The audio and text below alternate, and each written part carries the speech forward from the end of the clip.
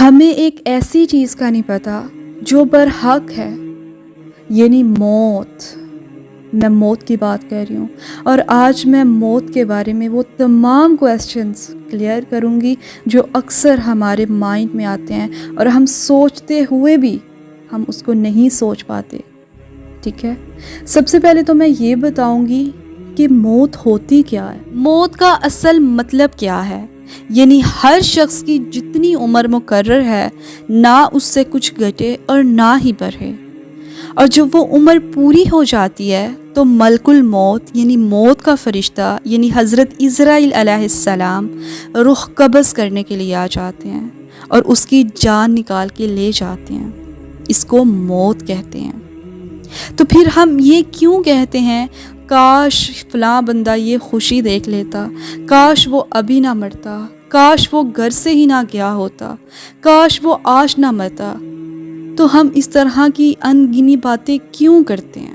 ہر ایک نے اپنے موت کے مقررہ وقت پر ہی مرنا ہے، نہ ہی ایک سیکنڈ پہلے اور نہ ہی ایک سیکنڈ بعد کسی کو موت آ سکتی ہے۔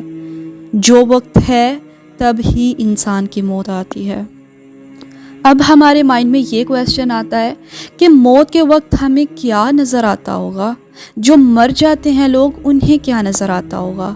تو دیکھیے، جہاں تک مردے کی نگاہ کام کرتی ہے، مرنے والے کو اپنے دائیں بائیں فرشتے ہی فرشتے دکھائی دیتے ہیں، اور اگر وہ مسلمان ہے تو مسلمان کو اس کے آس پاس رحمت کے فرشتے دکھائی دیتے ہیں، اور اگر وہ کافر ہے جس نے رب کا شریک بنایا، ٹھیک ہے، رب کے علاوہ کسی اور کی عبادت کی اور اللہ کو نہ مانا، تو اس کو کیا دکھائی دے گا؟ اس کے ارد گرد صرف عذاب کے فرشتے ہوتے ہیں، ٹھیک ہے۔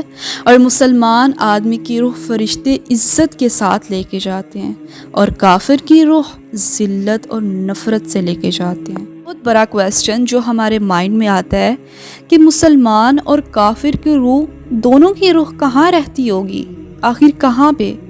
تو سنیے، روحوں کے رہنے کے لیے مقامات مقرر کر دیے گئے ہیں، ٹھیک ہے، یعنی نیکوں کے لیے علیحدہ اور بدوں کے لیے علیحدہ۔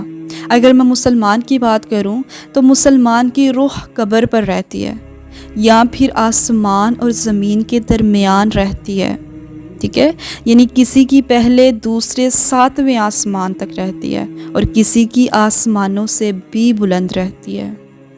اور استغفر اللہ، کافروں کی خبیث روحیں ان کی قبروں میں رہتی ہیں، ٹھیک ہے، بعض کی پہلی دوسری ساتویں زمین تک، ٹھیک ہے، اور بعض کی اس سے بھی نیچی رہتی ہے۔ یعنی اس سے مراد یہ ہے کہ جو مسلمان ہوتے ہیں ان کی روحیں آسمانوں سے اوپر یا آسمانوں پہ رہتی ہیں، جبکہ کافروں کی زمین سے بھی نیچے رہتی ہیں۔